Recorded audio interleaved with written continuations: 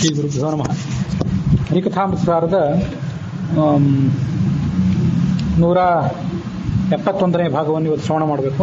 ಅದಕ್ಕಿಂತ ಮೊದಲು 170ನೇ ಭಾಗದಲ್ಲಿ ಕಳೆದ ದಿವಸ ಏನು ವಿಷಯ ಹೇಳಿದ್ವಿ, ಅದ್ರ ಬಗ್ಗೆ ಒಂದು ಸ್ವಲ್ಪ ನನಗಿರುವಂಥ ಸಂದೇಹಗಳನ್ನು ವ್ಯಕ್ತಪಡಿಸಿ ಇವತ್ತಿನ ಈ ಭಾಗವನ್ನು ಹೇಳ್ತೇನೆ.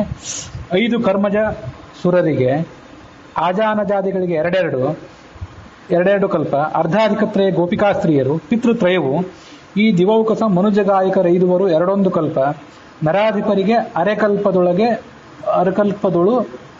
ಅಪರೋಕ್ಷ ಗುರುತಿಹುದು ಅಂತ ಈ ಪದ್ಯ. ಇದ್ರ ಪದ್ಯದ ಬಗ್ಗೆ ನನಗಿರುವಂಥ ಗೊಂದಲಗಳನ್ನು ಹೇಳ್ತೇನೆ. ಅದು ಪ್ರಕಾಶ ಸಂಹಿತಾಕ್ಕೆ ಮತ್ತೆ ಈ ಪಂಚರತ್ನ ಪ್ರಕಾಶಿಕಾದಲ್ಲಿ ಬಂದಿರುವಂಥ ವಿವರಣೆ, ಪಂಚರತ್ನ ಪ್ರಕಾಶಿಕಾದಲ್ಲಿ ಬಂದಿರುವ ವಿವರಣೆಯನ್ನೇ ಸುವಿದ್ಯೇಂದ್ರ ಸ್ವಾಮಿಗಳು ಹೇಳಿದ್ದಾರೆ. ಆದರೆ ಅದು ಪ್ರಕಾಶ ಸಂಹಿತಾದ ಮೂಲಕ್ಕೆ ಹೊಂದಾಣಿಕೆ ಆಗುವಂತಿಲ್ಲ. ಅದನ್ನ ನೀವು ಗೋರೆಬಾಳ ಹನುಮಂತಾಚಾರ್ಯರ ಪುಸ್ತಕಗಳು ಮತ್ತು ಪದ್ಮನಾಭದಾಸರ ಪುಸ್ತಕ ಇತ್ಯಾದಿ ಪುಸ್ತಕಗಳನ್ನ ನೋಡ್ರಿ. ಕರ್ಮಜ ದೇವತೆಗಳಿಗೆ ಪ್ರಹ್ಲಾದ ಮೊದಲಾದ ಕರ್ಮಜ ದೇವತೆಗಳಿಗೆ 5 ಕಲ್ಪ, ಆಜಾನದ ದೇವತೆಗಳಿಗೆ 4 ಕಲ್ಪ, ಗೋಪಿಕಾಸ್ತ್ರೀಯರಿಗೆ 3 ಕಲ್ಪ ಮತ್ತು ಚಿರಪಿತೃಗಳಿಗೆ, ಗೋಪಿಕಾಸ್ತ್ರೀಯರಿಗೆ 3.5 ಕಲ್ಪ, ಚಿರಪಿತೃಗಳಿಗೆ 3 ಕಲ್ಪ. ಇದೆಲ್ಲವೂ ಸರಿಯಾಯಿತು. ಈ ಮುಂದೆ ಈ ದಿವೌಕಸ ಮನುಜ ಗಾಯಕರ 5 ಎರಡೊಂದು ಕಲ್ಪ ಅಂತ ಹೀಗಿದೆ. ದಿವೌಕಸ ಗಾಯಕರು ಮತ್ತು ಮನುಜ ಗಾಯಕರು, ಅಲ್ಲಿ ಗಾಯಕ ಅಂತ ಕೊನೆಗಿದೆ. ಆ ಗಾಯಕ ಅನ್ನೋದನ್ನ ದಿವೌಕಸ ಅನ್ನೋದಕ್ಕೂ ಅಪ್ಲೈ ಮಾಡಬೇಕು, ಹಾಗೆ ಮನುಜ ಅನ್ನೋದಕ್ಕೂ ಹೊಂದಿಸ್ಕೋಬೇಕು. ಅಲ್ಲಿ ದಿವೌಕಸರು ಅಂದ್ರೆ ದೇವತೆಗಳು ಅಂತ ಅರ್ಥ, ದಿವೌಕಸ ಗಾಯಕರು ಅಂದ್ರೆ ದೇವಗಂಧರ್ವರು ಅಂತ ಅರ್ಥ, ಆಮೇಲೆ ಮನುಜ ಗಾಯಕರು ಅಂದ್ರೆ ಮನುಷ್ಯ ಗಂಧರ್ವರು ಅಂತ ಅರ್ಥ. ಆ ದೇವಗಂಧರ್ವರು ಮತ್ತು ಮನುಷ್ಯ ಗಂಧರ್ವರ ಸಾಧನವನ್ನ ಇಲ್ಲಿ ಹೇಳ್ತಾ ಇದ್ದಾರೆ. ಪಂಚರತ್ನ ಪ್ರಕಾಶಿಕಾದಲ್ಲಿ ಮತ್ತು ಅದನ್ನೇ ಹೊಂದಿಕೊಂಡು ಸುವಿದ್ಯೇಂದ್ರ ಸ್ವಾಮಿಗಳು ಹೇಳಿದ ಪ್ರಕಾರ ದೇವಗಂಧರ್ವರಿಗೆ 2 ಕಲ್ಪದ ಸಾಧನೆ ಇದೆ. ಅಲ್ಲಿ ಹಾಗೆ ಬರೆದಿದ್ದಾರೆ ಪಂಚರತ್ನ ಪ್ರಕಾಶಿಕಾದಲ್ಲಿ. ಈ ದಿವೌಕಸ ಗಾಯಕ, ಸ್ವರ್ಗದ ಗಾಯಕರಾದ ಗಂಧರ್ವರಿಗೆ 2 ಕಲ್ಪ, ಒಟ್ಟಿಗೆ 2+2 ಕಲ್ಪ ಅದಿದ್ದದ್ದೇ ಸಾಧನೆ. ಮನುಜ ಗಾಯಕರಿಗೆ, ಮನುಷ್ಯ ಗಂಧರ್ವರಿಗೆ 1 ಕಲ್ಪ ಸಾಧನೆ, ಅಂದ್ರೆ 1+1 ಕಲ್ಪ ಸಾಧನೆ ಅಂತ ಹೀಗೆ ಬರೆದಿದ್ದಾರೆ. ಅದನ್ನೇ ಸುವಿದ್ಯೇಂದ್ರ ಸ್ವಾಮಿಗಳು ಹೇಳಿದ್ದಾರೆ ಅಂತ ಹೇಳಿದೆ. ಆದರೆ ಈ ವ್ಯಾಖ್ಯಾನ ಏನಿದೆ, ಸುವಿದ್ಯೇಂದ್ರ ಸ್ವಾಮಿಗಳು ಮಾಡಿದ ವ್ಯಾಖ್ಯಾನ, ಅದು ಪಂಚರತ್ನ ಪ್ರಕಾಶವನ್ನು ಹೊಂದ್ಕೊಂಡೇ ಮಾಡಿರುವಂಥ ವ್ಯಾಖ್ಯಾನ. ಈ ವ್ಯಾಖ್ಯಾನ ಅದು ಈ ಪ್ರಕಾಶ ಸಂಹಿತಕ್ಕೆ ಹೊಂದಾಣಿಕೆ ಆಗುವಂಥದ್ದಲ್ಲ. ಯಾಕೆಂದ್ರೆ ದಾಸರು ಈ ಸೂರ್ಯ ಚಂದ್ರ ಇವ್ರನ್ನೆಲ್ಲ ಹೊರತುಪಡಿಸಿ ಮುಂದಿನ ಎಲ್ಲರದ್ದು ಸಾಧನೆಯನ್ನು ಹೇಳಿದ್ದೇನಿದೆಯಲ್ಲ, ಸರ್ವಮೂಲದ ಇಲ್ಲದೇ ಇರುವ ಸಾಧನೆಯನ್ನು ಹೇಳಿದ್ದಾರೆ. ಅದೆಲ್ಲ ಪ್ರಕಾಶ ಸಂಹಿತಾನೇ. ವಿಷ್ಣು ರಹಸ್ಯವೂ ಇಲ್ಲ, ವಾಮನ ಪುರಾಣವೂ ಇಲ್ಲ, ಬರೇ ಪ್ರಕಾಶ ಸಂಹಿತ. ಪ್ರಕಾಶ ಸಂಹಿತ ಏನು ಹೇಳಿದೆ ಅಂತ ನೋಡಿದ್ರೆ, ಈ ಕೃಷ್ಣಾಂಗ ಸಂಘ ಗೋಪೀನಾಂ ಸಾರ್ಧಕಲ್ಪ ತ್ರಯೇಣ, ಗೋಪಿಕಾಸ್ತ್ರೀಯರಿಗೆ 3.5 ಕಲ್ಪ ಮತ್ತೆ ಪಿತೃಗಣಗಳಿಗೆ 3 ಕಲ್ಪ ಸಾಧನೆ, ತ್ರಿಭಿಹಿ ಪಿತೃಗಣಸ್ಯ. ಇಲ್ಲಿ ತನಕ ಪ್ರಕಾಶ ಸಂಹಿತಕ್ಕೂ ಮತ್ತೆ ದಾಸರು ಹೇಳಿದಂಥ ಹರಿಕಥಾಮೃತಸಾರಕ್ಕೂ ಹೊಂದಾಣಿಕೆ ಆಗ್ತದೆ. ಅದ್ರ ಮುಂದಿಂದೇನಿದೆ, ಗಂಧರ್ವಾಣ ಅಂತ ಕಲ್ಪಾಭ್ಯಾಮ್ ಅಂತಿದೆ. ಗಂಧರ್ವ ಅಂತ ಒಂದೇ ಶಬ್ದ ಪ್ರಯೋಗ ಮಾಡಿದೆ ಪ್ರಕಾಶ ಸಂಹಿತ. ಈ ಒಂದೇ ಶಬ್ದ ಪ್ರಯೋಗ ಮಾಡಿದ್ರಿಂದ ಅದರಿಂದಲೇ ದೇವಗಂಧರ್ವರನ್ನ ಮತ್ತು ಮನುಷ್ಯ ಗಂಧರ್ವರು ಇಬ್ಬರನ್ನೂ ತಗೊಳ್ಬೇಕು ಅಂತ ಪ್ರಕಾಶ ಸಂಹಿತಾಕಾರರಿಗೆ ಅಭಿಪ್ರಾಯ ಇದ್ದಂತೆ ಕಾಣಿಸ್ತದೆ. ಅವರಿಬ್ಬರನ್ನು ಪ್ರತ್ಯೇಕವಾಗಿ ಹೆಸರಿಸಿಲ್ಲ. ಅದು ಅವರಿಬ್ಬರಿಗೆ ಕಲ್ಪಾಭ್ಯಾಮ್ ಅನ್ನೋದು ದ್ವಿವಚನ. ಹಾಗಾಗಿ 2 ಕಲ್ಪಗಳ ಮೂಲಕ ಅಂತ ಅರ್ಥ ಆಗ್ತದೆ. 2 ಕಲ್ಪ ಮೊದಲು, 2 ಕಲ್ಪ ಆಮೇಲೆ. ದೇವಗಂಧರ್ವರಿಗೆ ಮತ್ತು ಮನುಷ್ಯ ಗಂಧರ್ವರಿಗೆ ಇಬ್ಬರಿಗೂ ಕೂಡ 2+2 ಕಲ್ಪ ಸಾಧನೆ ಅಂತ ಹೀಗೆ ಪ್ರಕಾಶ ಸಂಹಿತಕ್ಕೆ ಅಭಿಪ್ರಾಯ ಇರುವಂತೆ ಕಾಣಿಸ್ತದೆ. ಈ ವ್ಯಾಖ್ಯಾನ ಈ ಪ್ರಕಾಶ ಸಂಹಿತಕ್ಕೆ ವಿರುದ್ಧವಾಗಿ ದಾಸರ ಹೇಳಲಾರರು. ಹಾಗಾಗಿ ಈ ದಿವೌಕಸ ಮನುಜ ಗಾಯಕರ 5 2 ಅಲ್ಲಿಗೆ ನಿಲ್ಲಿಸಿಬಿಡ್ಬೇಕು. ಅದನ್ನ 1 ಅಂತ ಇಲ್ಲಿ ತಗೋಬಾರ್ದು ನನ್ನ ಅಭಿಪ್ರಾಯ. ದಿವೌಕಸ ಗಾಯಕರು ಮತ್ತು ಮನುಜ ಗಾಯಕರು ಇಬ್ಬರೂ ಕೂಡ 5 ಮುಕ್ತಿಯನ್ನು 5 ಹೇಗೆ ಅಂದ್ರೆ 2 ಕಲ್ಪಗಳಿಂದ ಸಾಧನೆ ಮಾಡ್ಕೊಂಡು ಮುಗಿಸಿಬಿಡ್ತಾರೆ ಅವರು, 2+2. ಹಾಗಾಗಿ 2 ದೇವಗಂಧರ್ವರಿಗೆ ಮನುಷ್ಯ ಗಂಧರ್ವರಿಗೆ 1 ಅನ್ನೋ ವ್ಯಾಖ್ಯಾನ ಪ್ರಕಾಶ ಸಂಹಿತಕ್ಕೆ ಒಪ್ಪಿಗೆ ಆಗೋದಿಲ್ಲ. ಅದರಿಂದ ದಾಸರಾಯರಿಗೂ ಅದು ಒಪ್ಪಿಗೆ ಆಗ್ಲಿಕ್ಕಿಲ್ಲ. ಇದ್ರ ಬಳಿಕ 1 ಕಲ್ಪ ನರಾಧಿಪರಿಗೆ, ಅರೆಕಲ್ಪದೊಳಗೆ ಅಪರೋಕ್ಷ ವಿರುತ್ತಿಹುದು. ಇಷ್ಟು ದಾಸರ ಪದಗಳಿವೆ ಅಲ್ಲಿ ಮುಂದೆ. ಇದಕ್ಕೆ ಪ್ರಕಾಶ ಸಂಹಿತಕ್ಕೆ ಹೊಂದ್ಕೊಂಡು ಹೇಗೆ ಅರ್ಥ ಮಾಡಬೇಕು ಅಂತಂದ್ರೆ, ಗಂಧರ್ವಾಣ ಅಂತೂ ಕಲ್ಪಾಭ್ಯಾಮ್ ಇಷ್ಟು ಮುಗಿತೀಗ 2 ಕಲ್ಪಗಳ ಮೂಲಕ ಅಂತ ಆಯ್ತು. ಮರ್ತ್ಯಾನ ಅಂತೂ ತಥೈಕತಃ, ಮನುಷ್ಯರಿಗೆ ಒಂದೇ ಕಲ್ಪದ ಸಾಧನೆ ಅಂತ ಬರೆದಿದ್ದಾರೆ. ಇಲ್ಲಿ ಈ ಪ್ರಕಾಶ ಸಂಹಿತಾದಲ್ಲೂ ಕೂಡ ಕಾಣುವ ಸಮಸ್ಯೆ ಏನಂದ್ರೆ, ಮನುಷ್ಯರಿಗೆ ಒಂದು ಕಲ್ಪದ ಸಾಧನೆ ಅಂತ ಹೇಳಿದ್ರು. ಆ ಮನುಷ್ಯನ ರಾಜರನ್ನು ಬಿಟ್ಬಿಟ್ರು. ದೇವ, ಋಷಿ, ಪಿತೃ, ಪಾಹ, ಆ ಪಾಗಳನ್ನು ಹೇಳಲೇ ಇರಲಿಲ್ಲ. ಪಾಹ ಅಂದ್ರೆ ಚಕ್ರವರ್ತಿಗಳು. ಆ ಪಾಗಳನ್ನು ಇಲ್ಲಿ ಹೇಳಲೇ ಇಲ್ಲ. ಪಾಹ, ನರಾಹ 5 ಹಾರಿಬಿಟ್ರು. ಹಾಗಾಗಿ ಇದೊಂದು ಸಮಸ್ಯೆ ಇದೆ. ಆದರೆ ಅದು ಏನು ಅರ್ಥ ಮಾಡ್ಕೊಳ್ಬೋದು, ದೇವ, ಋಷಿ, ಪಿತೃ, ಇಲ್ಲಿ ತನಕ ದೇವ, ಋಷಿ, ಪಿತೃಗಳು ಇವರೆಲ್ಲರೂ ಕೂಡ ಮನುಷ್ಯ, ಅವರೆಲ್ಲ ಶ್ರೇಷ್ಠರಲ್ಲಿ ಬರ್ತಾರೆ. ಅತೀಂದ್ರಿಯ ಶಕ್ತಿ ಇರುವಂಥ ಇವರಲ್ಲಿ ಬರ್ತಾರೆ. ಅಲ್ಲೇ ದೇವಗಂಧರ್ವರು, ಮನುಷ್ಯ ಗಂಧರ್ವರು, ಚಿರಪಿತೃಗಳು ಎಲ್ಲ ಅಲ್ಲೇ ಸೇರಿ ಹೋಗಿದ್ದಾರೆ. ಇನ್ನು ಈ ಪಾಹ, ನರಾಹ ಅಂತ ಎರಡನ್ನ ತತ್ವಸಂಖ್ಯಾನದಲ್ಲಿ ಆಚಾರ್ಯ ಏನು ಹೇಳಿದ್ದಾರಲ್ಲ, ಚಕ್ರವರ್ತಿಗಳು ಮತ್ತು ನರರು ಇವರಿಬ್ಬರನ್ನು ಕೂಡ ಈ ಪ್ರಕಾಶ ಸಂಹಿತ ಒಂದೇ ಶಬ್ದದಿಂದ ತಗೊಂಡಿದೆ. ಯಾಕಂದ್ರೆ ಚಕ್ರವರ್ತಿಗಳೊಂದು ಅವರೇನು ಅತಿಶಯ ಭಾರಿ ಅತೀಂದ್ರಿಯ ಶಕ್ತಿ ಇದ್ದಂಥ, ಅತೀಂದ್ರಿಯ ಸಾಧನೆ ಮಾಡಿದಂಥ ಚಕ್ರವರ್ತಿಗಳಲ್ಲ ಅವರು. ಈ ಮನುಷ್ಯರಿಗಿಂತ ಸ್ವಲ್ಪ ಮೇಲೆ ಅಷ್ಟೇ.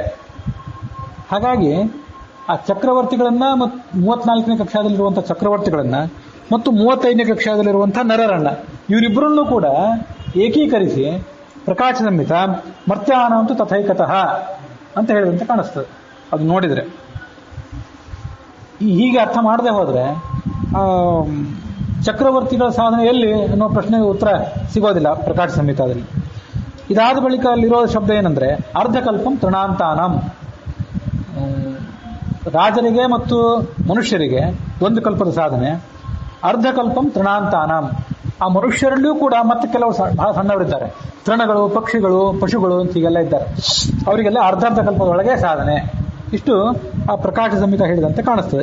ಯೋಗ್ಯಾನ ಹರಿದರ್ಶನೆ ನಿಯಮೋಯಂ ಸರ್ವಕಲ್ಪೇಶು ಏವಮೇವ ನಚಾನ್ಯಥ. ಸೃಷ್ಟಿ ಎಷ್ಟೇ ಬಾರಿ ಮುಂದುವರೆದ್ರೂ ಬೇರೊಬ್ಬ ಬ್ರಹ್ಮ, ಅದರ ನಂತರ ಮತ್ತೊಬ್ಬ ಬ್ರಹ್ಮ, ಅದರ ನಂತರ ಮತ್ತೊಬ್ಬ ಬ್ರಹ್ಮ ಅಂತ ಹೀಗೆಲ್ಲ ಬಂದ್ರು ಇದೊಂದೇ ನಿಯಮ. ಕಲ್ಪ ಸಂಖ್ಯಾ ಬ್ರಹ್ಮಮಾನ ವಿಜ್ಞೇಯ ಯೋಗ್ಯ ಚೇತನೈಹಿ. ಇದೆಲ್ಲ ಬ್ರಹ್ಮಕಲ್ಪ ಅಂತ ತಿಳ್ಕೊಳ್ಬೇಕು. ಎಲ್ಲ ಕಡೆ ಕಲ್ಪ ಕಲ್ಪ ಅಂತ ಹೇಳಿದಾಗ ಇಷ್ಟು ಪ್ರಕಾಶ ಸಂಹಿತದಲ್ಲಿ ಬಂತು. ಇದಕ್ಕೆ ಹೊಂದ್ಕೊಂಡು ದಾಸರು ಹೇಳಬೇಕಾಗಿತ್ತು. ದಾಸರು ಸ್ವಲ್ಪ ವಿಭಿನ್ನವಾಗಿ ಹೇಳಿದಂತೆ ಕಾಣಿಸ್ತದೆ. ಹಾಗಾಗಿ ದಾಸರ ಪದಗಳಿಗೆ ಅರ್ಥ ಮಾಡುವಾಗ ಇದಕ್ಕೆ ಹೊಂದಾಣಿಕೆ ಆಗುವಂತಲೇ ಅರ್ಥ ಮಾಡಬೇಕು. ಆದರೆ ಅಲ್ಲಿರೋ ಶಬ್ದಗಳು ನಮಗೆ ಆ ಥರ ಹೊಂದಾಣಿಕೆ ಮಾಡಲಿಕ್ಕೆ ಅವಕಾಶ ಕೊಡ್ತಿಲ್ಲ. ಮುಂದೆ ಒಂದು ಕಲ್ಪ ನರಾಧಿಪರಿಗೆ ಅದಲ್ಲಿಗೆ ಬಂತು ಮರ್ತ್ಯಾನಾಂತು ತಥೈಕತಃ. ಅದನ್ನ ನೋಡ್ರಿ, ದಾಸರು ಏನು ಹೇಳಿದಾರೆ ಅಂದ್ರೆ ನರ ಅಧಿಪರು ಅಂತ ಹೇಳಿದ್ರು. ನಾನು ಹೇಳಿದ್ನಲ್ಲ, ನರ ಅಂತ ಪ್ರಕಾಶ ಮರ್ತ್ಯ ಅಂದ್ರೆ ಮನುಷ್ಯ ಅಂತ ಅರ್ಥ. ಮರ್ತ್ಯ ಅಂದ್ರೆ ಮನುಷ್ಯ ಅಂತ ಅರ್ಥ ಕೋಶದ ಪ್ರಕಾರ. ಆ ಮರ್ತ್ಯ ಅನ್ನೋ ಒಂದೇ ಶಬ್ದಕ್ಕೆ ಅದಕ್ಕೆ ಸೂಚಕ ಏನಂದ್ರೆ ದಾಸರ ಪದದಲ್ಲಿ ನರಾಧಿಪರು, ನರರು ಮತ್ತು ಅಧಿಪರು. ನರರಿಗೆ ಅಧಿಪರು ಅಂತ ಅರ್ಥ ಅಲ್ಲ, ನರರು ಮತ್ತು ಅಧಿಪರು. ಈಗ ರಾಮಕೃಷ್ಣ ಬಂದ ಅಂತಂದ್ರೆ ರಾಮಕೃಷ್ಣ ಅಂತ ಒಬ್ಬನೇ, ರಾಮಕೃಷ್ಣ ಅನ್ನೋ ಹೆಸರಿನ ಒಬ್ಬ ವ್ಯಕ್ತಿ ಬಂದ ಅಂತ ಅರ್ಥ. ರಾಮಕೃಷ್ಣರು ಬಂದರು ಅಂದ್ರೆ ರಾಮ ಬಂದ ಮತ್ತು ಕೃಷ್ಣ ಬಂದ, ಬಲರಾಮನು ಬಂದ, ಕೃಷ್ಣನು ಬಂದ ಅಂತ ಅರ್ಥ. ಹಾಗಾಗಿ ರಾಮಕೃಷ್ಣರು ಅಂತ ಶಬ್ದ ಪ್ರಯೋಗ ಮಾಡಿದ್ರೆ ಬಂದರು ಅಂತಂದ್ರೆ ಇಬ್ರು ಅಂತ ಅರ್ಥ. ರಾಮಕೃಷ್ಣ ಬಂದ ಅಂತಂದ್ರೆ ರಾಮಕೃಷ್ಣ ಅಂತ ಒಬ್ಬ ವ್ಯಕ್ತಿಗೆ ಅಂತ ಅರ್ಥ. ಇಲ್ಲಿ ನರಾಧಿಪರಿಗೆ ಅಂತಿದೆಯಲ್ಲ, ಅದನ್ನ ನರರು ಮತ್ತು ಅಧಿಪರು ಅಂತ ಈಗ ಎರಡನ್ನು ಮಾಡ್ಕೊಳ್ಬೇಕು. ಚಕ್ರವರ್ತಿಗಳು ಅಂತ ಬರೇ ಅರ್ಥ ಅಲ್ಲ. ಅಧಿಪರು ಅಂದ್ರೆ ಚಕ್ರವರ್ತಿಗಳು, ನರರು ಅಂದ್ರೆ ಮನುಷ್ಯರು.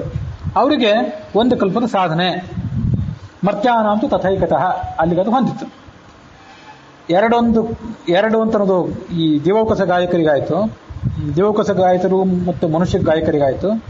ಒಂದು ಕಲ್ಪದ ಸಾಧನೆ ಈ ಮನುಷ್ಯರಿಗೆ ಮತ್ತು ಚಕ್ರವರ್ತಿಗಳಿಗಾಯ್ತು. ಮುಂದೆ ಅರೆಕಲ್ಪದೊಳಗೆ ಅಪರೋಕ್ಷ ವಿರುತ್ತಿಹುದು. ಇದು ಯಾರಿಗೆ? ಅದು ದಾಸರು ಹೇಳಲಿಲ್ಲ. ಪ್ರಕಾಶ ಸಂಹಿತ ನೋಡ್ರಿ ನೀವು ಅಂದ್ರು. ಅದು ಯಾರಿಗೆ? ತೃಣಾಂತಾನ ಜೀವಾನ. ಇಲ್ಲಿಗೆ ದಾಸರು ತೃಣಾಂತ ಜೀವರು ಅಂತ ಹೇಳದೇ ಇದ್ರು ಅರ್ಧಕಲ್ಪದ ಸಾಧನೆ ಏನಿದೆಯಲ್ಲ ಅದು ತೃಣಾಂತ ಜೀವರಿಗೆ ಅನ್ನೋದನ್ನು ದಾಸರು ಸ್ಪಷ್ಟಪಡಿಸಿದಂತಾಯ್ತು. ಈಗೊಂದು 5 ನಿಮಿಷದಲ್ಲಿ ನನಗೊಂದು ಸ್ಪಷ್ಟ ಚಿತ್ರಣ ಬಂತು.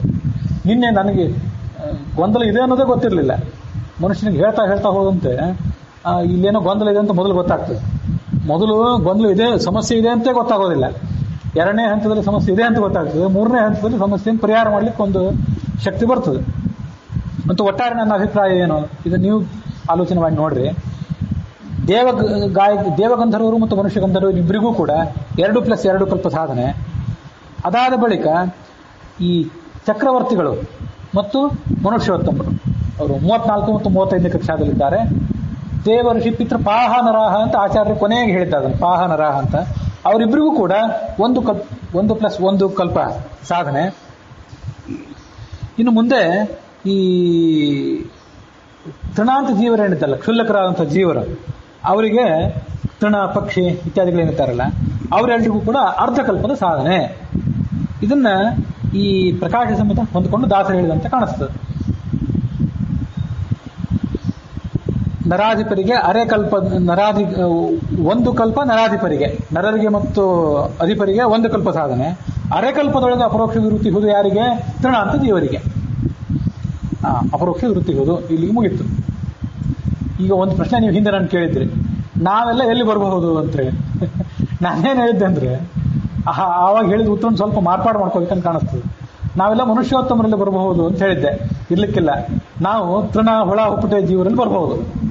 ತೃಣ ಹುಳ ಹುಪ್ಪಟೆ ಜೀವ ಒಂದು ಹೊರಗಿನ ದೇಹ ಅಲ್ಲ, ಹೊರಗಿನ ವೃಕ್ಷ, ಹೊರಗಿನ ಭೌತಿಕ ದೇಹ ವೃಕ್ಷ ಆಗಿರೋರು, ಭೌತಿಕ ದೇಹ ಅಮೀಬಾ, ಭೌತಿಕ ದೇಹ ಬ್ಯಾಕ್ಟೀರಿಯಾ ಆಗಿರುವವರಲ್ಲ.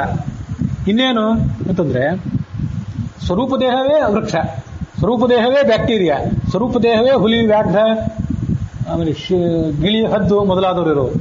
ಇಂಥವ್ರಿಗೆಲ್ಲ ಅರ್ಧಕಲ್ಪದೊಳಗೆ. ಅರ್ಧಕಲ್ಪದೊಳಗೆ ಅಂದ್ರೆ ಏನು? ಇವರು ಒಂದು ಬಾರಿ ಭಗವಂತನ ಮುಷ್ಟಿಯಿಂದ ಹೊರಗೆ ಬಂದ್ರೆ ಅದೊಂದೇ ಕಲ್ಪದಲ್ಲಿ ಸಾಧನೆ ಮಾಡಿ ಮುಗಿಸಿ ಹೋಗಿಬಿಡ್ತಾರೆ ಅವರು.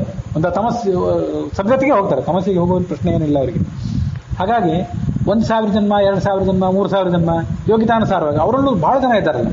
ನಿಮಗೊಂದು ಸಂಗತಿ ಗೊತ್ತಿರಲಿ, 34-35ನೇ ಕಕ್ಷಾ ತಾರತಮ್ಯಗಳೇ ನಮ್ಗೆ ಹೆಚ್ಚಿಂದ ಅನಿಸ್ತು. ಕೆಲವು ಕಡೆ 33 ಕಕ್ಷಾದವರೆಗೂ ಮುಗಿದು ಹೋಗಿದೆ. ಒಂದು ಪುಸ್ತಕ ನಾನು ನಿಮಗೆ ಆಮೇಲೆ ತೋರಿಸ್ತೇನೆ, ತಾರತಮ್ಯ ಪ್ರಬಂಧ ಅಂತಿದೆ. ಅದರಲ್ಲಿ ಒಟ್ಟು 62 ಕಕ್ಷಾ ತಾರತಮ್ಯ ತೋರಿಸಿದ್ದಾರೆ.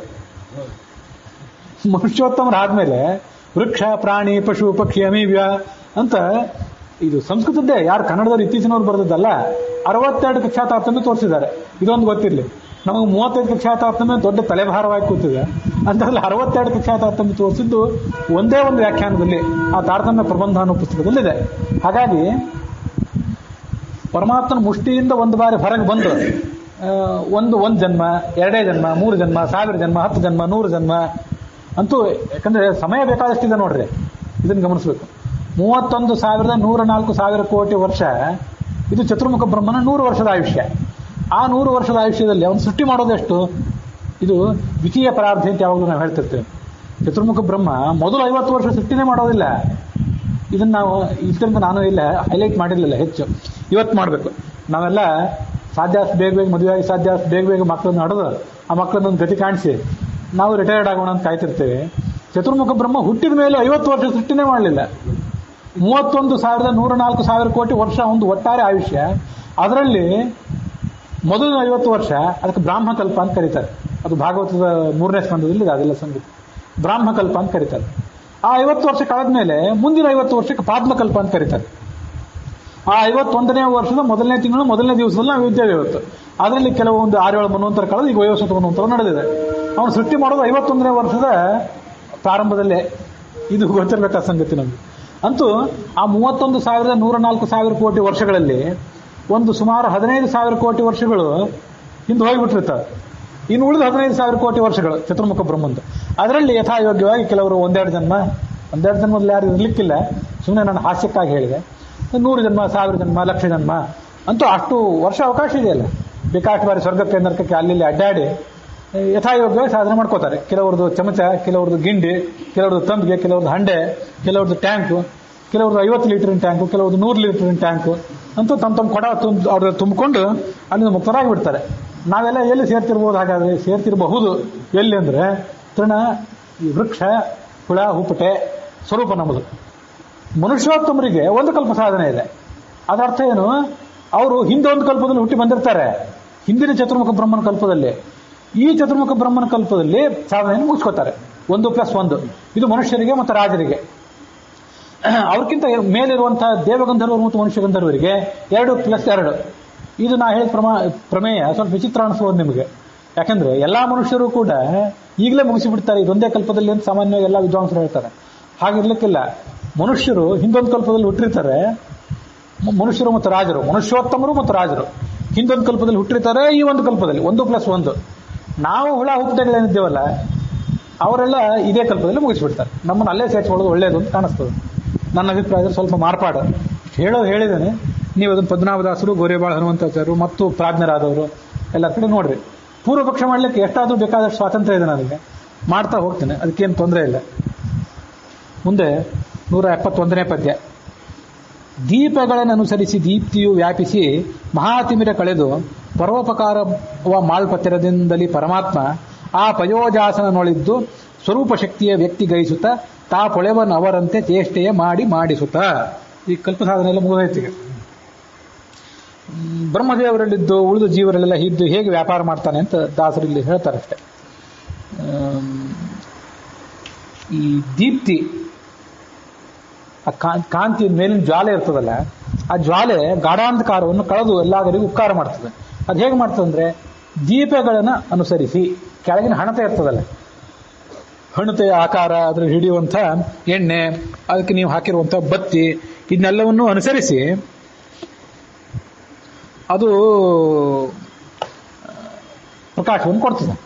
ಅದರಂತೆ ಪರಮಾತ್ಮ ನೀವು ಯಾವ ಜೀವರೊಳಗೆ ಇದ್ದೀರಲ್ಲ, ಯಾವ ಜೀವರೊಳಗೆ ಇರ್ತಾನಲ್ಲ, ಆ ಜೀವನ ಯೋಗ್ಯತೆಯನ್ನು ನೋಡಿಕೊಂಡು ಅಷ್ಟಷ್ಟು ಕೆಲಸವನ್ನು ಅವರವ್ರ ಕಡೆಯಿಂದ ಮಾಡಿಸ್ತಾನೆ.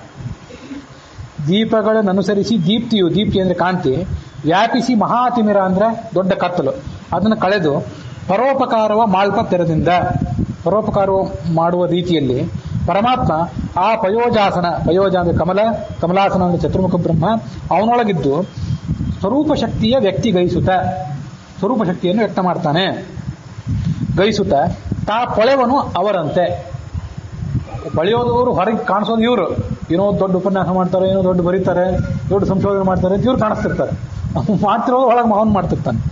ಪೊಳೆವನು ಅವರಂತೆ ಚೇಷ್ಟೆಯ ಮಾಡಿಸುತ್ತ. ಇದು ಅಲ್ಲಿ ಬಂದಿರುವಂಥ ಸಂಗತಿ.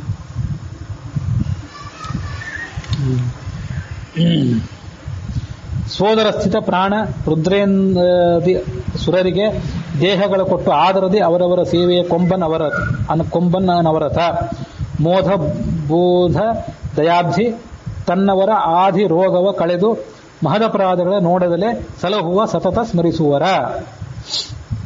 ಈ ಪರಮಾತ್ಮನ ಹೊಟ್ಟೆಯಲ್ಲಿ ಇದ್ದುಬಿಟ್ಟಿದ್ದಾರೆ ಎಲ್ಲರೂ. ಎಲ್ಲಿ ಯಾರ್ಯಾರು? ಪ್ರಾಣ, ರುದ್ರ, ಇಂದ್ರ, ಇದೆಲ್ಲ ದೇವತೆಗಳು. ಈ ಎಲ್ಲ ದೇವತೆಗಳಿಗೂ ಕೂಡ ಶರೀರವನ್ನು ಕೊಡ್ತಾನೆ. ಯಾವ ಶರೀರವನ್ನು?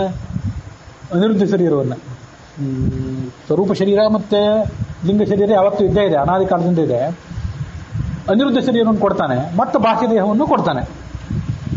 ದೇಹವನ್ನು ಕೊಟ್ಟು ಆದರದಿ ಅವರವರ ಸೇವೆಯ ಕೊಂಬನು,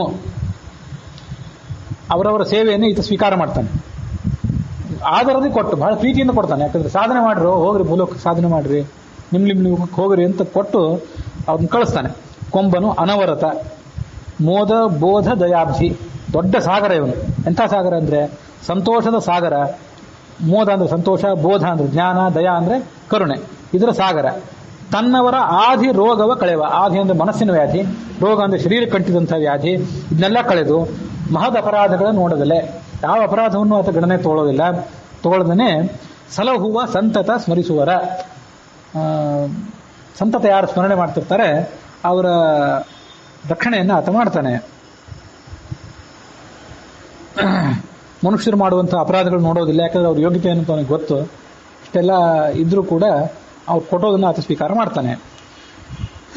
ಪ್ರತಿ ಕಲ್ಪದಲ್ಲಿ ಸೃಷ್ಟಿ ಸ್ಥಿತಿ ಲಯವ ಮಾಡುತ್ತಲೇ ಮೋದಿಪ ಚತುರಮುಖ ಪವಮಾನರನ್ನವ ಮಾಡಿ ಭುಂಜಿಸುವ ಘೃತವೇ ಮೃತ್ಯುಂಜಯವೆನಿಸುವ ದೇವತೆಗಳೇ ಉಪದೇಶನರು ಶ್ರೀಪತಿಗೆ ಮೂರ್ಜಗವೆಲ್ಲ ಓದನ ಅತಿಥಿ ಎನಿಸಿಕೊಂಬ. ಇದು ನಾವು ಭಗವಂತನನ್ನ ಉಪಾಸನೆ ಮಾಡಬೇಕಂತ ಕೆಲವು ಸಂಗತಿಗಳು. ನಿನ್ನೆ ಕೆಲವು ಹೇಳಿದ್ನಲ್ಲ, ದೇವತೆಗಳನ್ನು ಉಪಾಸನೆ ಮಾಡುವಾಗ ಉಪನಿಷತ್ತಿನಲ್ಲಿ ಬಂದಂತೆ ಮತ್ತು ಸರ್ವಮೂಲದಲ್ಲಿ ಈಗಾಗಲೇ ಖಚಿತವಾದ ಸಂಗತಿಗಳನ್ನು ಅನುಸಂಧಾನ ಮಾಡಿಕೊಂಡ್ರೆ ಅದು ಬಹಳ ನಮಗೆ ಜ್ಞಾನದಾಯಕ ಆಗ್ತದೆ. ಯಾಕೆ ಅಂತಂದರೆ ಪ್ರತಿಯೊಂದು ಕಲ್ಪದಲ್ಲಿಯೂ ಧಾತ ಯಥಾಪೂರ್ವ ಕಲ್ಪಯತೆ ಅಂತ. ಧಾತ ಅಂದರೆ ಪರಮಾತ್ಮ. ಹಿಂದಿನ ಕಲ್ಪದಲ್ಲಿ ಹೇಗೆ ಮಾಡಿದ್ದೋ ಅದೇ ಥರ ಇದೇ ಕಲ್ಪದಲ್ಲಿ ಚತುರ್ಮುಖ ಬ್ರಹ್ಮಾದಿ ದೇವತೆಗಳೆಲ್ಲ ಅವರೆಲ್ಲ ದೇವತೆಗಳು ಇದ್ದೇ ಇರ್ತಾರೆ. ಪ್ರತಿ ಕಲ್ಪದಲ್ಲಿ ಸೃಷ್ಟಿ ಮಾಡ್ತಾನೆ, ಸ್ಥಿತಿ ಮಾಡ್ತಾನೆ, ಲಯ ಮಾಡ್ತಾನೆ. ಮಾಡುವುದಲ್ಲಿ ಮೋದಿಪ ತಾನು ಸಂತೋಷ ಪಡ್ತಾನೆ. ಚತುರ್ಮುಖ ಪವಮಾನರ ಅನ್ನವ ಮಾಡಿ ಭುಂಜಿಸುವ, ಪ್ರಳಯ ಮಾಡೋ ಸಂದರ್ಭದಲ್ಲಿ ಇವನಿಗೆ ಅನ್ನ ಯಾರು ಅಂದರೆ ಚತುರ್ಮುಖ ಬ್ರಹ್ಮನೇ ಇವನಿಗೆ ಅನ್ನ, ಪವಮಾನವೇ ಇವನ ಅನ್ನ. ಒಂದು ಚಿತ್ರಾನ್ನ, ಒಂದು ಸಾರನ್ನ, ಒಂದು ಹುಳಿ ಅನ್ನ ಬೇಕಾದ್ರೆ ತಿಳ್ಕೋಬಹುದು. ಘೃತವೇ ಮೃತ್ಯುಂಜಯ ನೆನಪ, ಈತನಿಗೆ ಮೃತ್ಯುಂಜಯನಾದ ರುದ್ರ ಈತನಿಗೆ ತುಪ್ಪ, ದೇವತೆಗಳೆಲ್ಲ ಈತನಿಗೆ ಉಪಸೇಚನರು, ಉಪ್ಪಿನಕಾಯಿ ಪಲ್ಯ ಬೇರೆ ಬೇರೆ. ಹೌದು, ಇಂಥ ದೊಡ್ಡ ಊಟ ಒಂದು ಉಪಸೇಚನರು. ಶ್ರೀಪತಿಗೆ ಮೂರ್ಜಗವೆಲ್ಲ ಓದನ. ಭಗವಂತನಿಗೆ ಇಡೀ ಜಗತ್ತೇ ಆತನಿಗೆ ಒಂದು ಭೋಜನ. ಯಾಕಂದ್ರೆ ಪ್ರಳಯ ಕಾಲದಲ್ಲಿ ಅದನ್ನು ತಿಂದು ಬಿಡ್ತಾನಲ್ಲ. ಅತಿಥಿ ಎನಿಸಿಕೊಂಬ ಹಂಸ ಶುಚಿಷತ್ ಬಸುರಂತರಿಕ್ಷ ಧೋತಾ ವೇದಿಷತ್ ಅತಿಥಿ ಅಂತ ಅಲ್ಲಿ ಬಂದಿತ್ತು. ಮಧ್ಯಾಹ್ನ ಸಂಧ್ಯಾ ಮಾಡುವಾಗ ಅರ್ಘ್ಯ ಕೊಡ್ತೀವಿ. ಇದು ಕಾಟಕೋಪನಿಷತ್ತಿನ ಮಂತ್ರ. ಅಲ್ಲಿ ಅತಿಥಿ ಅಂದ್ರೆ ದೊಡ್ಡ ಪ್ರಮಾಣದ ಅನ್ನ ಎಲ್ಲಿರ್ತದಲ್ಲ ಅಲ್ಲೆಲ್ಲ ಅಲ್ಲಿರ್ತಾನ ಅವನು. ಅವನಿಗೆ ಅತಿಥಿ ಅಂತ ಯಾಕೆ ಹೆಸರು ಅಂದ್ರೆ ಅದು ಥ ಅಂದ್ರೆ ಅನ್ನ, ಅತಿ ಅಂದ್ರೆ ಬಹಳ ಅಂತ ಅರ್ಥ. ಇವನಷ್ಟು ಊಟ ಮಾಡೋರು ಇನ್ಯಾರು ಇದ್ದಾರೆ? ಭೀಮ ಇವರೆಲ್ಲ ಊಟ ಮಾಡಿದ್ರು ಏನ್ ತಿಂದಾರು? 4,000 ಬಾಳೆಹಣ್ಣು, ಒಂದು 40 ಕೊಡ ಹಾಲು, 30 ಕೊಡ ಭೀಮಸೇನ ರಸಾಯನ ಕುಡಿದಿದ್ದ ಪಾತಾಳಕ್ಕೆ ಹೋಗಿ ಅಂತ ಬಂದಿತ್ತು ಮಹಾಭಾರತದಲ್ಲಿ. ಅವರೆಲ್ಲ ಇವರಷ್ಟೇ ಅಂತ ತಿಂತಾರೆ. ಈ ತಿನ್ನೋರ್ನೆಲ್ಲ ಅವನು ತಿನ್ನೋರು. ಮೂರ್ಜಗವೆಲ್ಲ ಓದನ. ಹಾಗಾಗಿ ಇವನಿಗೆ ಅತಿಥಿ ಅಂತ ಹೆಸರಿದೆ. ಹೀಗೆ ಭಗವಂತನ ಅತಿಥಿ ಅಂತ ತಿಳ್ಕೊಳ್ರಿ. ಮನೆಗೆ ಬಂದ ಅತಿಥಿಗಳಲ್ಲಿ ಇವನೇ ಇರ್ತಾನೆ. ಹಾಗಾಗಿ ಅವರಿಗೆ ಉಪಚಾರ ಮಾಡಿರಿ, ಅವ್ರು ಎಷ್ಟು ತಿಂತಾರೋ ಅವ್ರಿಗೆ ಹಾಕ್ರಿ. ಇದಕ್ಕೆ ಕಾಟಕೋಪನಿಷತ್ನಲ್ಲಿ ಒಂದು ಶಬ್ದ ಇದೆ, ಒಂದು ಮಂತ್ರ ಇದೆ. ಯಸ್ಯ ಚ ಬ್ರಹ್ಮಚ ಕ್ಷತ್ರಂಚ ಉಭೇ ಭವತಿ ಓದನಃ ಮೃತ್ಯುರು ಯಸ್ಯೋಪಸೇಚನಂ ಕಯತ್ಥಾ ವೇದ ಯತ್ರ ಸಹ. ಕಾಟಕೋಪನಿಷತ್ನಲ್ಲಿ ಪ್ರಭಂಜನಾಚಾರ್ಯ ಪುಸ್ತಕದಲ್ಲಿ 729ನೇ ಪೇಜ್ನಲ್ಲಿ ಕೆಳಗೆ ಅಡಿ ಟಿಪ್ಪಣಿಯಲ್ಲಿ 1, 2, 11 ಅಂತಿದೆ. ನಿಮ್ಮ ಎದುರಿಗೆ ಆ ಪುಸ್ತಕ ಇದೆ. 11 ಅಂತ ಹೊಡೆದಾಕ 25 ಅಂತ ಮಾಡ್ರಿ. ಅಂದ್ರೆ ನಾಳೆ ಪುಸ್ತಕ ಯಾರು ನೋಡೋರು ಅವ್ರಿಗೆ ಸುಲಭ ಆಗ್ತದೆ. ಅದು 1ನೇ ಅಧ್ಯಾಯ 2ನೇ ಒಲ್ಲಿ ಅಧ್ಯಾಯದಲ್ಲೂ ಮತ್ತು ವಿಭಾಗ. ಅದ್ರ 11ನೇ ಮಂತ್ರ ಅಲ್ಲ, 25ನೇ ಮಂತ್ರ. ನೋಡೋರಿಗೆ ಸುಲಭ ಆಗ್ತದೆ. ನೀವು ಅದನ್ನು ತಿದ್ದುಕೊಂಡ್ರೆ ಒಳ್ಳೇದು. ಅತಿಥಿ ಇವನಿಗೆ ಯಾಕೆ ಹೀಗೆ ಕರೀತಾರೆ ಅಂದ್ರೆ ಯಸ್ಯ ಬ್ರಹ್ಮಚ ಕ್ಷತ್ರಂಚ ಉಭೇ ಭವತಿ ಓದನಃ. ಬ್ರಹ್ಮ ಮತ್ತು ಕ್ಷತ್ರ ಇವರಿಬ್ರು ಈ ಪರಮಾತ್ಮನಿಗೆ ಅನ್ನ. ಅದ್ಯಾರು ಬ್ರಹ್ಮ ಅಂದ್ರೆ ಬ್ರಾಹ್ಮಣ ಜಾತಿಗೆ ಅಭಿಮಾನಿಯಾದಂಥ ಚತುರ್ಮುಖ ಬ್ರಹ್ಮ, ಕ್ಷತ್ರ ಜಾತಿಗೆ ಅಭಿಮಾನಿಯಾದಂಥ ಮುಖ್ಯ ಪ್ರಾಣ. ಇವರಿಬ್ರು ಈತನಿಗೆ ಅನ್ನ. ಅದೇ ಒಂದು ಸಾರನ್ನ, ಒಂದು ಹುಳಿ ಅನ್ನ. ಮೃತ್ಯುರ್ಯಸ್ಯೋಪಸೇಚನಂ. ವ್ಯಾಖ್ಯಾನವನ್ನು ನಾನಾ ಥರ ಮಾಡ್ತಾರೆ. ಮೃತ್ಯು ಅಂತಂದ್ರೆ ರುದ್ರನೂ ಹೌದು. ಆ ಘೃತವೇ ಮೃತ್ಯುಂಜಯ ನೆನಪ ಅಂತ ದಾಸರು ಬರೋದು. ಅವ್ರೇನು ಹೇಳಿದಾರೆ ಅಂತಂದ್ರೆ ದೇವತೆಗಳನ್ನ ಉಪಸೇಚನ ಪಲ್ಯ ಚಟ್ನಿ ಅಂತ ದಾಸರು ಹೇಳಿದರು. ಮೃತ್ಯುವನ್ನೇ ಉಪಸೇಚನ ಅಂತ ಉಪನಿಷತ್ ಹೇಳಿದೆ. ಇಲ್ಲೆಲ್ಲ ಕಡೆ ಹೇಗೆ ತಿಳ್ಕೋಬೇಕು ಅಂತಂದ್ರೆ ಮೃತ್ಯು ಶಬ್ದಕ್ಕೆ ಅರ್ಥಗಳನ್ನು ಬದಲಾವಣೆ ಮಾಡ್ತಾ ಹೋಗಬೇಕು. ಮೃತ್ಯು ಅಂದ್ರೆ ರುದ್ರನೂ ಈತನಿಗೆ ತುಪ್ಪ ಇದ್ದಂತೆ ದಾಸರು ಹೇಳಿದರು.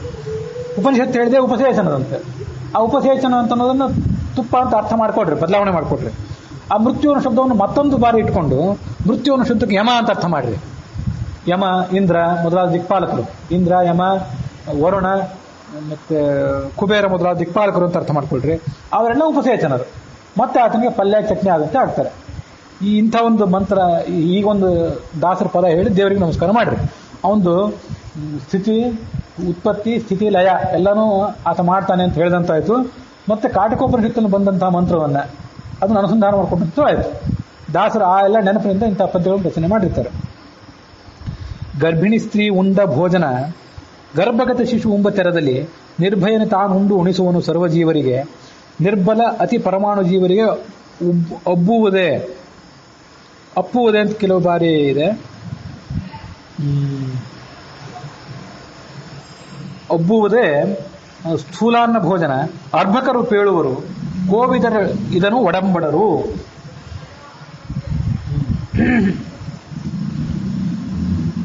ಚಿಕ್ಕ ಮಗು ಏನ್ ತಿನ್ಲಿಕ್ಕೆ ಸಾಧ್ಯ ಆಗ್ತದೆ? ಹುಟ್ಟಿದ ಮೇಲೆ ಅಂತ ತಿಂದಿತ್ತು ಕಷ್ಟಪಟ್ಟು ತಿನ್ನಿಸಿದ್ರೆ.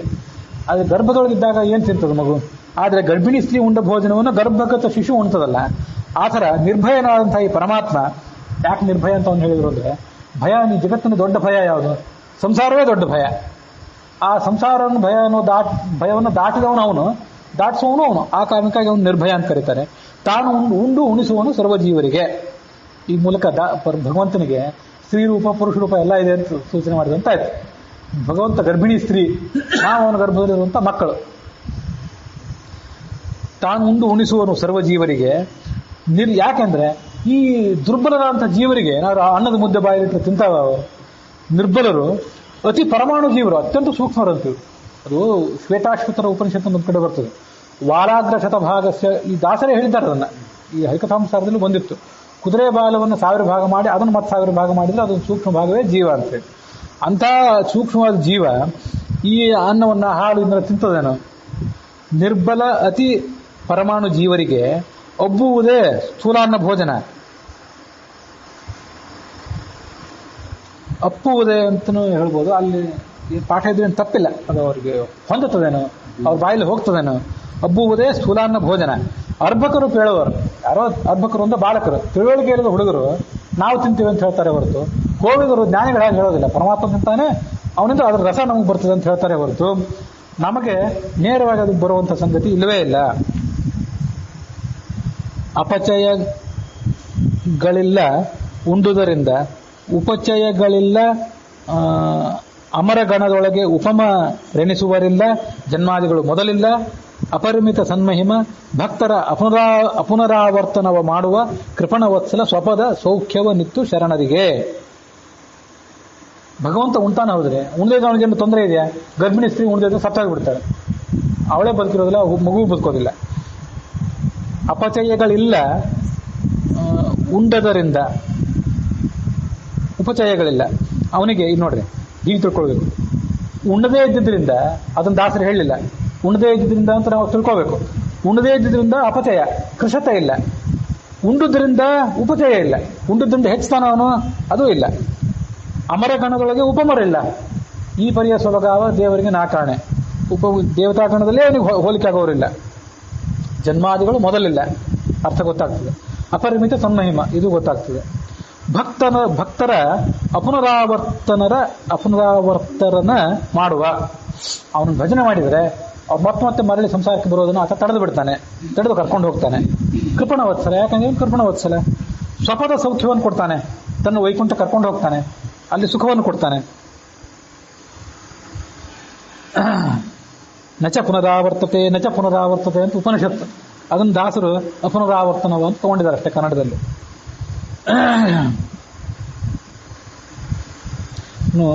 ನಾನವಾಪ್ತಂ ಅವಾಪ್ತವ್ಯಂ ವರ್ತಯೇವಚ ಕರ್ಮಣಿ. ನನಗೆ ಇನ್ನು ಪಡೆಯಬೇಕಾದದ್ದು ಜಗತ್ತಿನಲ್ಲಿ ಏನೂ ಇಲ್ಲ. ಏನಿದೆ ನನಗೆ? ಏನು ಸಂಗತಿಯೂ ನನಗಿಲ್ಲ.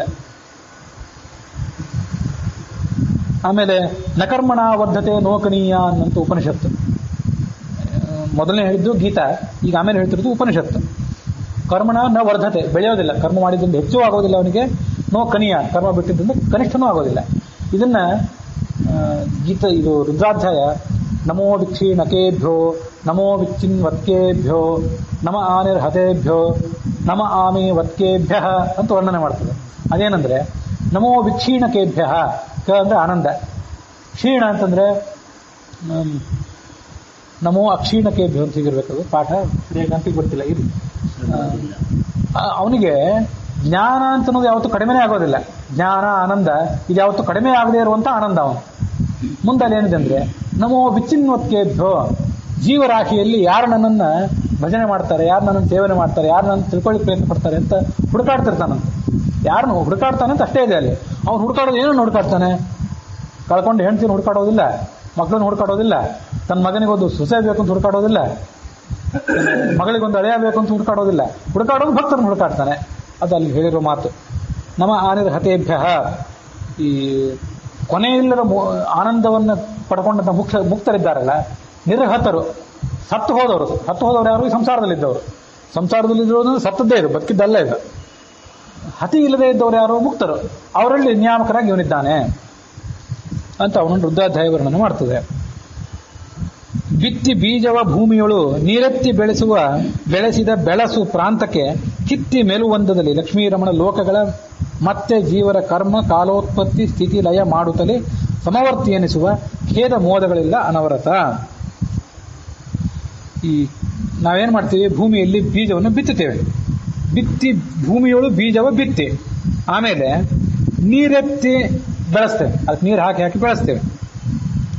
ಆಮೇಲೆ ಪ್ರಾಂತಕ್ಕೆ ಬೆಳಸು ಕಿತ್ತಿ, ಪ್ರಾಂತಕ್ಕೆ ಅಂದ್ರೆ ಕೊನೆಗೆ ಆ ಬೆಳಸು, ಆ ಬೆಳೆಯನ್ನ ಕಿಚ್ಚಾಕಿ ಮೇಲೂ ಒಂದರಲ್ಲಿ ಅದನ್ನು ಅಡಿಗೆ ಮಾಡ್ಕೊಂಡು ತಿಂತೇವೆ. ಅದರಂತೆ ಲಕ್ಷ್ಮೀರಮಣ ಲೋಕಗಳನ್ನ ಮತ್ತೆ ಈ ಏನ್ ಮಾಡ್ತಾನೆ? ಉತ್ಪತ್ತಿ ಮಾಡ್ತಾನೆ, ಸ್ಥಿತಿ ಮಾಡ್ತಾನೆ. ಹೇಗೆ ಅಂದ್ರೆ ಜೀವರ ಕರ್ಮಕ್ಕನುಸಾರವಾಗಿ ಮಾಡ್ತಾನೆ. ಉತ್ಪತ್ತಿ ಸ್ಥಿತಿ ಲಯಗಳನ್ನು ಮಾಡ್ತಾನೆ. ಇವನಿಗೆ ಸಮವರ್ತಿ ಅಂತ ಕರೀತಾರೆ. ಇಷ್ಟೆಲ್ಲ ತಾನೇ ಹುಟ್ಟಿಸ್ತಾನೆ, ತಾನೇ ಪಾಲನೆ ಮಾಡ್ತಾನೆ, ಅದು ತಾನೇ ನಾಶ ಮಾಡ್ತಾನೆ. ಅವನನ್ನು ಯಾರು ದೋಷಿ ಅಂತ ಅನ್ನೋದಿಲ್ಲ. ಸಮವರ್ತಿ, ಅತ್ಯಂತ ಸಮಚಿತ್ತನಾದವನು, ತಟಸ್ಥ ಸಾಕ್ಷಿ ಅಂತ ಕರೀತಾನೆ ಅವನ್ನ. ಖೇದ ಮೋದಗಳಿಲ್ಲ, ಅವನಿಗೆ ಯಾವ ಖೇದವೂ ಇಲ್ಲ, ಮೋದವೂ ಇಲ್ಲ. ಅಪ್ರಾಕೃತವಾದ್ದಿಲ್ಲ, ಪ್ರಾಕೃತವಾದ್ದೆಲ್ಲವೂ ಕೂಡ ಅವನಿಗಿದೆ ಅಂತ. ಅಲ್ಲಿಗೆ ಈ 53ನೇ ಪದ್ಯ, ಈ ಕಲ್ಪಸಾಧನ ಸಂಧಿ ಅಥವಾ ಅಪರೋಕ್ಷ ತಾರತಮ್ಯ ಸಂಧಿ 23 ಅಥವಾ 24ನೇ ಸಂಧಿ, ಅದರ 53ನೇ ಪದ್ಯ. ಒಟ್ಟಾರೆ ಪದ್ಯಗಳಲ್ಲಿ 783ನೇ ಪದ್ಯ. ಇದು ಇಲ್ಲಿಗೆ ಸಮಾಪ್ತಿಯನ್ನು ಕಂಡಿದೆ. ಇವತ್ತಿನ ಭಾಗದ ವೈಶಿಷ್ಟ್ಯ ಏನಂತಂದ್ರೆ, ಇವತ್ತು ಪದ್ಮನಾಭತೀರ್ಥರ ಆರಾಧನೆ. ಈ ನವವೃಂದಾವನ ಹಂಪಿ ಇದೆಯಲ್ಲ, ಅಲ್ಲಿ ನವವೃಂದಾವನದಲ್ಲಿ ಪದ್ಮನಾಭತೀರ್ಥರ ಆರಾಧನೆ. ಸನ್ಯಾಯ ರತ್ನಾವಲಿ ಅಂತ ಅವ್ರದ್ದು ಗ್ರಂಥ ಇದೆ. ಈ ಘಟ್ಟದ ಮೇಲಿನ ಪೀಠಗಳು ಏನೇನಿವೆಯಲ್ಲ, ಅದಕ್ಕೆ ಅವರೇ ಪ್ರಾಯ ಮೂಲ ಪುರುಷರು. ಪದ್ಮನಾಭತೀರ್ಥರು, ಆಮೇಲೆ ನರಹರಿತೀರ್ಥರು, ಅಕ್ಷೋಭತೀರ್ಥರು, ಮುಂದೆ ಮಾಧವತೀರ್ಥರು, ಅಕ್ಷೋಭತೀರ್ಥರು, ಹೀಗೆ ಸನ್ಯಾಯ ರತ್ನಾವಲಿ ಅಂತ. ಲಿಂಗಾಲ್ಲಾತವ್ಯ ನಾಮರ್ಜು ಏಕೋನಶತ ಬ್ರಹ್ಮಸು ಅತೀಶೇತು ಬ್ರಹ್ಮ ಭವಿಷ್ಯತಿ ಅಂತ ಹಿಂದೆ ಆ ವಾಕ್ಯ ಓದಿದ್ದೆ ನಾನು. ಸುಮ್ಮನೆ ಇವತ್ತು ಆ ವಾಕ್ಯ ಮತ್ತೊಂದು ಸಾರಿ ಓದಿದೆ. ರುಜುಗುಣಗಳ ಸಾಧನೆಯನ್ನು ಹೇಳುವಂಥ ವಾಕ್ಯ ಸನ್ಯಾಯ ರತ್ನಾವಲಿ ಅಂತ ಅವ್ರ ಗ್ರಂಥದಿಂದ ಉಲ್ಲೇಖ ಮಾಡಿದಂಥ ವಾಕ್ಯ. ಮೊದಲು ಅವರು ಶೋಭನ ಭಟ್ಟ ಅಂತ ಹೆಸರಿನವರು, ಅವರು ಮಹಾರಾಷ್ಟ್ರ ಪ್ರಾಂತದವರು. ಆಚಾರ್ಯರ ಜೊತೆ ಚರ್ಚೆ ಮಾಡಿ ಈ ಅವರ ಅಭಿಪ್ರಾಯಗಳನ್ನು ಒಪ್ಕೊಂಡು ಮುಂದೆ ಶೋಭನೋಪಪದ ಭಟ್ಟ ನಾಮಕಃ ಅಂತ ಅವನನ್ನು ಮಧ್ವವಿಜಯ ವರ್ಣನೆ ಮಾಡ್ತಾರೆ. ಅವರನ್ನು ಪದ್ಮನಾಭತೀರ್ಥರು ಅಂತ ಹೆಸರು ಅವರು ಪಡ್ಕೊಂಡ್ರು ಅಂತ ಕೇಳ್ತೀವಿ. ಅವರ ಅಂತರ್ಯಾಮಿಯಾಗಿರ್ತಕ್ಕಂಥ ಭಾರತೀಯ ಮುಖ್ಯ ಪ್ರಾಣಾಂತರ್ಯಾಮಿ ಅಂತರ್ಗತನಾಗಿರ್ತಕ್ಕಂಥ ರಾಮಚಂದ್ರ ಅವರ ಉಪಾಸ್ಯ ಮೂರ್ತಿ, ಅವನಿಗೆ ಇದು ಅರ್ಪಿತ ಆಗಲು ಎನ್ನುವಲ್ಲಿಗೆ ಇವತ್ತಿನ ಈ ಭಾಗ ಸಮಾಪ್ತಿಯನ್ನು ಕಂಡಿದೆ.